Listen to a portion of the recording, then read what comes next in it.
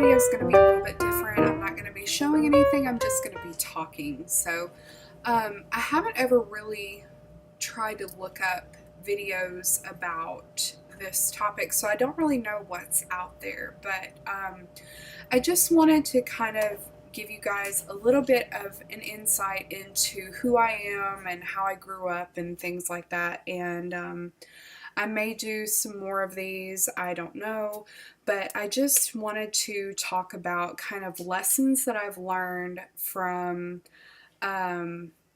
from growing up and how it has kind of shaped who I am today.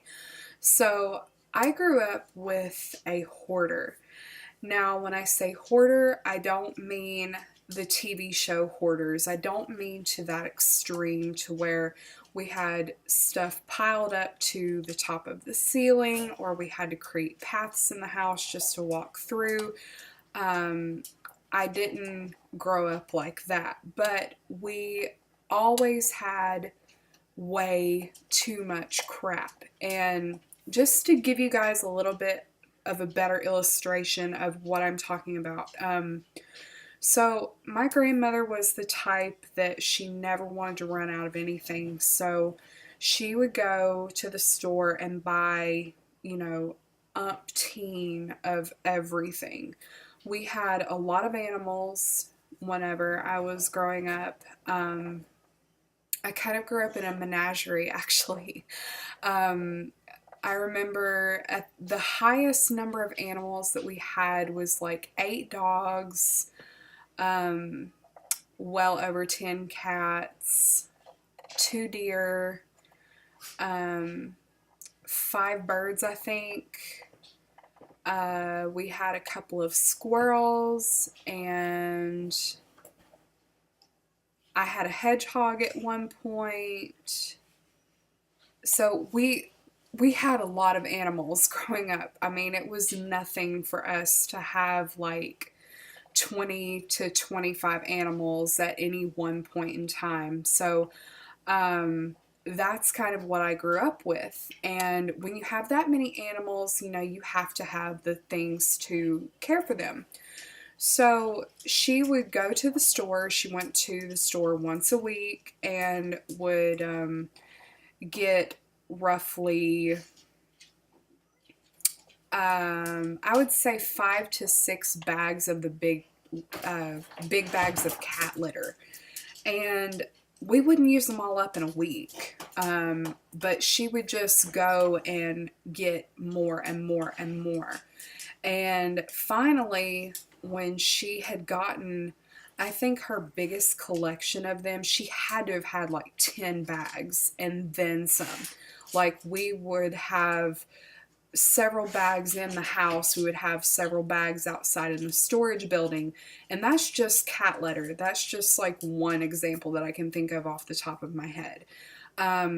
She would go and get, okay, at Walmart, they would have like cases of water that came 3 gallons per box.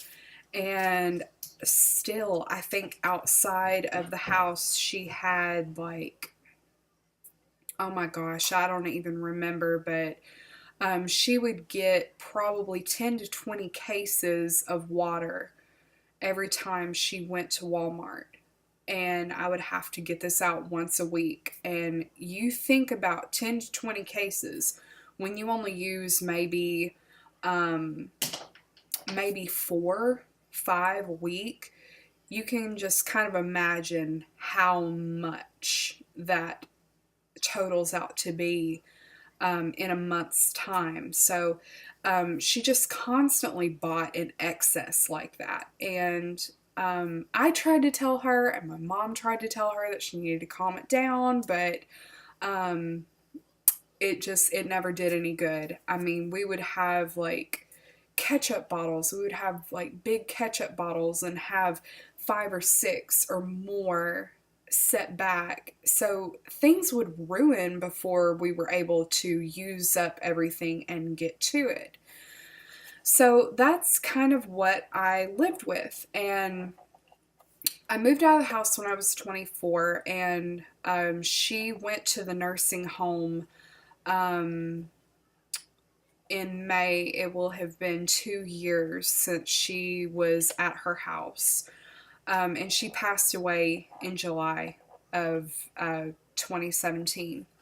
So, as we've had to go through her house, I knew how bad the situation was, but my mom didn't. And she was one of those types of hoarders that everything was just kind of kept up.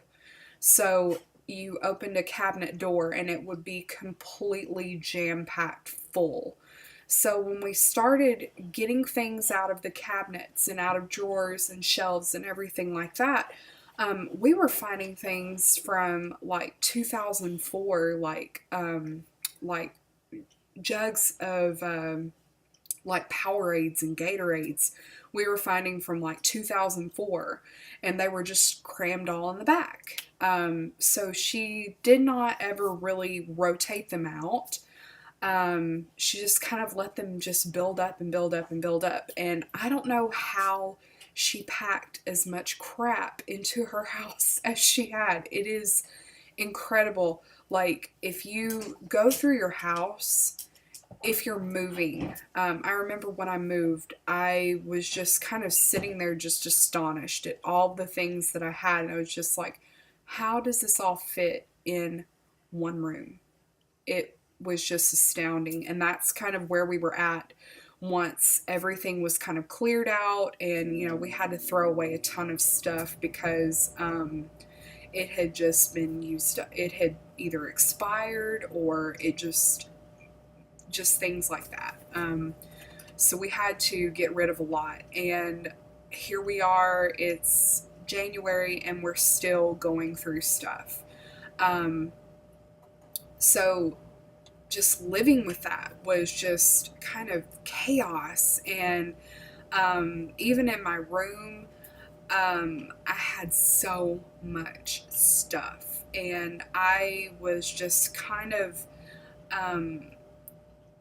I was very much like her, that I didn't like to throw things away. Now, if it was trash, obviously I would throw it away, or if it was broken or things like that. But I held on to stuff a lot, and that is a habit that I have been trying to slowly break since I moved in over here, and I can kind of have things the way that I want them and all, and all that good stuff. Now, obviously you can tell by this room here, it's not picture perfect. We do have a messy house, but I have noticed just within probably the past year that I do get that little bit of an antsy feeling whenever things are just like overly messy. So when I was still living at home, it was nothing for me to have just like crap everywhere. But one thing that I've learned is that it's okay to run out of stuff. That was something that my grandma was just kind of deathly afraid of, was running out of stuff. So when I moved over here, when we kind of got into bad financial strain, I started couponing. And I very quickly learned that couponing can be good, but it can also be bad. So we amassed this huge stockpile of stuff. Like, a lot of times the coupons will say, if you buy one, then you get one for this much off, or you get it for free, things like that. So we would go, or I would go and get, however many toothpaste that the coupon said to get. And we just amassed it wasn't a huge stockpile. If you look at like extreme couponers, never had anything like that. But I just kind of have tried to make a really conscious effort to use stuff up. And body wash has been a really good example of that. I used to go to Bath and Body Works all the time, and I would get the buy three, get three free So I would just use body wash. I'm not much of a lotion user, so I would just get like body wash and body spray and things like that. I had a huge collection of body sprays and perfumes. It was ridiculous. It pretty much all fit in a big diaper box, just to kind of give you a little bit of an inkling of how much I had when I moved over here. Um, I had so much body wash from Bath and Body Works. I literally did not have to go purchase body wash for a year. And I've just now kind of gotten to where it's where I'm having to buy some now. Um, what else? Uh, I have really started getting rid of stuff. Um, and I have made it a goal to kind of get the crap down for the year. So this month I have really tried to focus on getting a lot of my daughter's room clean because I've kind of got a process that I want to do this. I want to go room by room. So I started with her room thinking that, it's at the back of the house, just go from the back and work myself up. Obviously, the front of the house is going to be the biggest issue because it's this room and the kitchen. And the kitchen is, don't even want to think about that. But um, I have been donating a lot more this past year. I have done like 2 huge closet purges. I've purged well over half of my makeup collection. When I was doing YouTube on my last channel, it was mostly beauty related. So I was constantly getting new products and I never used them up. So I have within this past year, I've really stopped buying makeup for the most part. I only buy what I need, and I've really been trying to just use up what I have. And hopefully, I'll have enough used up to where I can do a really nice empties video. I think that would be a lot of fun. But I've just been really trying to work through that. I have not been buying eyeshadow palettes. Um, Anything like that.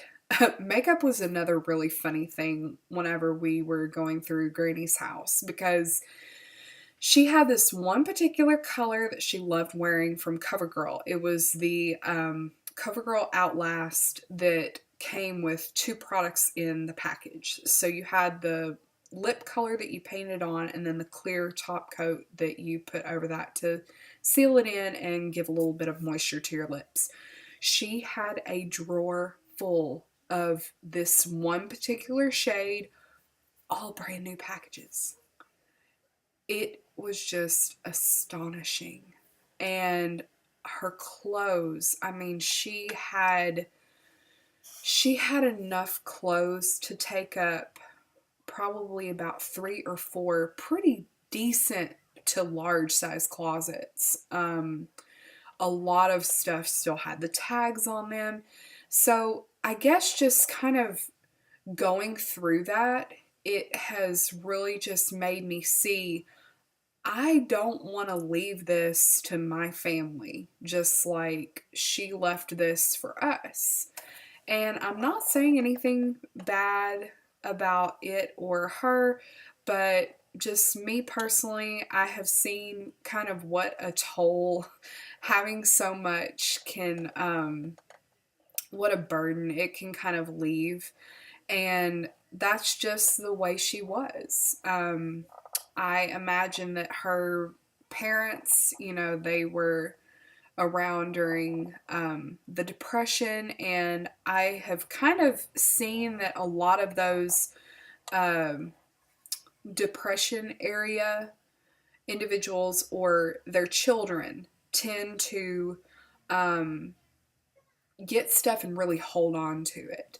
And because they never want to run out. And I think that that has a lot to do with it. I think that if you've got a family member that might be in the baby boomer era, which is where my grandma was born, um, their parents knew what it was like, or they were probably very young, or anything like that growing up in the 20s during the Depression, and they remember what it was like to run out of stuff and not have things that are super, super accessible. So I think that's just something that's kind of ingrained in them. I could be wrong about that, but that's just kind of my theory on it. I think that's kind of where she was coming from, because it was something that she was very, very adamant about, was not running out. And she just wanted to always make sure that we had, you know, 2 and 3 backups. And I mean, she would talk a little apocalyptic sometimes, just saying that if the power ever went out or anything like that, then we had plenty to go around, even if something really bad were to happen. Like we had a storm shelter at the house. So she just always made it a point to be super, super overly prepared. But it just growing up like that, like I said, it's just made me see that it's okay to run out of stuff, and that you can always go to the store and get another one unless something super apocalyptic happened. And I live in the South, so if a really bad snowstorm happened, then I know milk and bread would be gone. Toilet paper would probably be gone, because it has happened. But at least I know that we have enough to survive. And I've just learned that it's okay to run out and to use things up. There's kind of this, it's kind of a good feeling actually whenever you can say that you have used this up and it is gone, and then you can just replace it. So have any of you grown up like this? Let me know down in the comments. I think it's a really fascinating thing. I think a lot of psychology kind of goes into it. But yeah, so next month, I think that I will be trying to hit the back bathroom, which would be super, super easy because I've already pretty much gutted it and gotten rid of a lot out of there. But I just want to kind of start going through different products that we have and rotating things out. If something's half used, let's go ahead and use it up and throw it away, and then we can get another one when we need to. And then so for February, I'm going to be focusing on the bedroom and the back bathroom and everything like that. So we'll see how it goes. But anyway, thank you so much for listening and watching this video. I hope you have had a wonderful weekend, and I'm looking forward to another weekend or another week. I don't know why I'm so bleh, but I'm still trying to get over being sick. But anyway, if you like this video, please subscribe. That way you will be notified when new things happen to pop up. I'm super, what's the word I'm looking for? I'm super inconsistent about uploading, and you never know when it's going to happen. So I'm at least consistent in that aspect. But anyway, I will leave all of my information down below. I've got Facebook, Instagram, I've got my blog that I have not written for in a week that I really need to. But I'd love to see you there. Thank you again for watching, and I will talk to you later. Bye, everybody.